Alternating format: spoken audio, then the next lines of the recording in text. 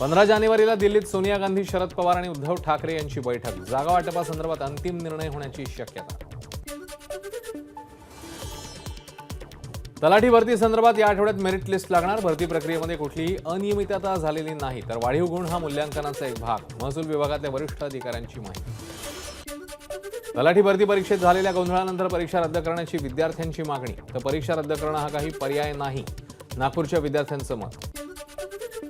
परभणीमध्ये 13 जानेवारीला अजित पवारांचा युवा संकल्प मेळावा. क्रीडा मंत्री संजय बनसोडेंची माहिती. तर आरक्षण प्रश्नी मनोज जरांगे पाटलांनी जरा संयमाने घ्यावं, बनसोडेंचा जरांगेंना सल्ला.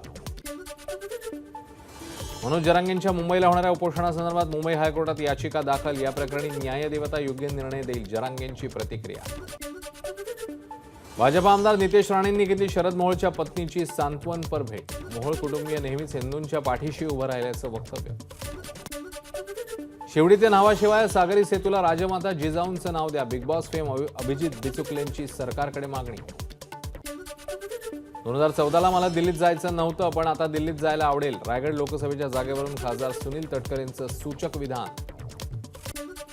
14 जानेवारीला महायुती एकाच वेळी राज्यातल्या 36 जिल्ह्यात सभा घेणार. अजित पवार गटाचे प्रदेशाध्यक्ष सुनील तटकरेंची माहिती.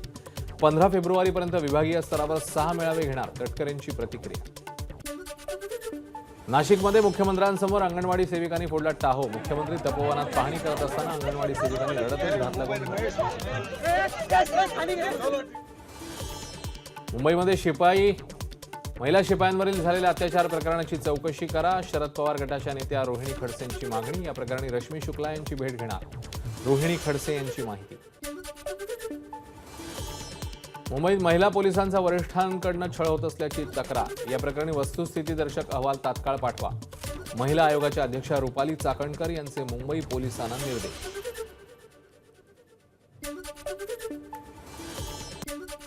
हिंगोली जिल्हा नियोजन समितीची 7 महिन्यानंतर बैठक. आमदार हेमंत पाटील यांची माहिती. तर मागच्या बैठकीत 250 डीपी विद्युत रोहित्र मंजूर, मात्र वर्षभरात एकही डीपी मिळाला नाही, हेमंत पाटील यांचा आरोप.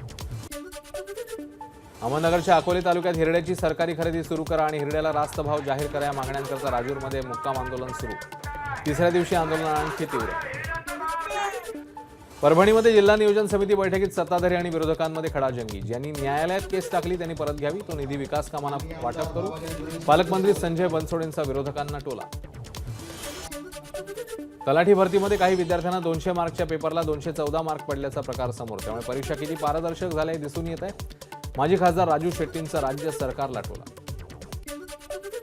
जेव्हा लोकसभा निवडणुका लागतील तेव्हा लोकसभेची चर्चा होईल, तोपर्यंत इतर जनतेचे प्रश्न जनतेला भेटत जाईल.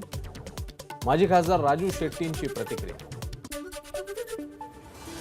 2041 पर्यंत देशाचा विकास करणं आमचं ध्येय. बांगलादेशच्या पंतप्रधान शेख हसीना यांचं वक्तव्य. तर स्मार्ट सरकार, स्मार्ट अर्थव्यवस्था आणि स्मार्ट समाज हे आमचं उद्दिष्ट. शेख हसीना यांची प्रतिक्रिया. एबीपी माझा, उघडा डोळे बघा नीट.